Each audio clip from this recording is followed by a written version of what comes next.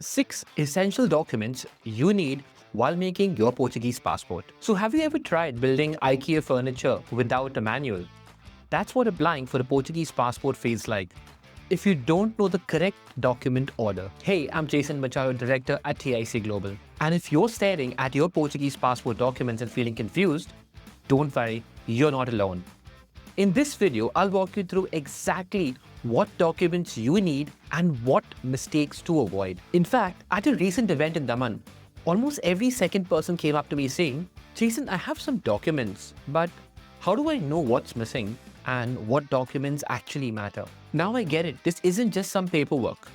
You're trying to reconnect with your roots and claim something that belongs to your family. But with the old documents, different spellings and rules that vary from country to country, it can get really confusing really fast. And honestly, most people don't know where to start. That's why I'm here to guide you step by step in a way that's easy to follow. No jargons, no guesswork, just simple advice that helps you move forward with confidence. So think of these 6 documents as the foundation for applying for your Portuguese passport. Without them, your application cannot move forward. These documents is what keeps everything on track from start to finish. Number 1, the birth Teor. Think of the birth Teor as the cornerstone for your entire process. Now, this is not just a birth certificate.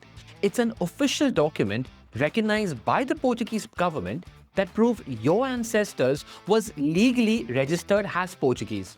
And why does it matter? Without the birth Teor, there's no proof of nationality. It's like trying to bake a cake without flour. You can't even get started. This document is the key to unlocking every other step in the process. So if your ancestor's name appeared differently in various documents, the birth Teor can help confirm the correct version. You'll also need to gather 2 old supporting documents such as your ancestors' parents' birth or marriage records. Now, these documents are necessary to move forward with your Portuguese passport application. Now, if you already have a birth Teor, you're already way ahead in the game. If not, getting it from the Goan archives can take anywhere from 2 weeks to 2 months. Number 2, the marriage Teor. So if your ancestor was married, the marriage Teor proves that their marriage was legally recognized under the Portuguese law. Now, why does this matter? Here's the thing. Imagine your grandmother changed her last name after getting married. So without the marriage Teor, this name change could cause a mismatch in documents, delaying your entire application. So let me give you a couple of examples here. Now, one of our clients got married in Mumbai in 1941, but had their marriage transcribed to Goa in 1942. Now, without the proper documentation, this couldn't have been proven. Another client's marriage record from 1912 couldn't be found at the archives because the book was lost. So, we had to request for a no record found document from the archives. Now, since the client was Catholic, we went to the church to get the marriage extract, not the marriage certificate. The Archbishop in Goa had to stamp the documents. Then later, it had to be notarized, stamped by the collector's office, and finally to be legalized at the Portuguese consulate in Goa. Now, after going through all these steps, the marriage certificate then became an official Portuguese document from before 1961. Now, here's a quick tip. If the marriage happened outside Goa, it still needs to be registered in Portugal. So double check this step to ensure everything is in order before you submit your documents. Number 3, your parents' birth certificate. To trace your family's line back to the Portuguese ancestors, your parents' birth certificates are a must-have. These documents are the connection thread that turns your family story into a legal claim. Now, why are they important? Think of it this way. Without these certificates, there is no clear proof linking you to your ancestors. They are the bridge between you, the present, and your ancestors in the past. And while doing this, you need to watch out for these common errors. Before submitting documents, check for name spellings like, is it Ana Maria de Souza or Ana M de Souza? Fix any mismatches early. Correct gender. It might sound obvious, but errors do happen. Accurate dates. Even small mistakes can cause major delays here. So here's a pro tip. If you spot any differences, get them corrected right away. Small errors like this can create red flags during the process. Having clean and accurate birth certificates ensures your family's line is clear and solid. Number 4, marriage certificate of your parents. Now, if your parents were married, the document helps maintain the name difference and legal continuity. The simple reason is that it shows why your mother went from Fernandez to D'Souza, or if your father switched surnames post-marriage. Something to keep in mind here: if the marriage occurs outside Goa, you still need to get the marriage registered in Portugal before it is accepted. Now, here's something I've seen firsthand. One of our clients submitted an Indian-issued marriage certificate which got rejected. Why? Because they forgot to include important documents like their spouse's birth certificate, Aadhaar card, and passport copy. That small mistake ended them costing up to 6 to 8 months of delay. So before you submit your documents, make sure you have A, a certified copy of your marriage certificate, B, an official translation if it's not in Portuguese, and C, and the most important, your marriage certificate must be properly attested. In fact, a client of ours who had started with another agent but faced rejection due to incorrect guidance. They had a church marriage certificate from Mumbai, but the process wasn't done correctly. The certificate was notarized and stamped by the Mantralaya, but it wasn't attested by the marriage register, which is a crucial step in this process, especially for the acceptance in the Portuguese nationality cases. So when they came to us, we reviewed everything, got the missing attestation done, and ensured it met the Portuguese requirements. The application was successfully submitted, but it caused unnecessary delays. So here's the takeaway. If you have a church-issued marriage certificate, it must be attested by the bishop's office, then notarized, then stamped at the Mantralaya, and finally attested by the marriage register before getting an apostle.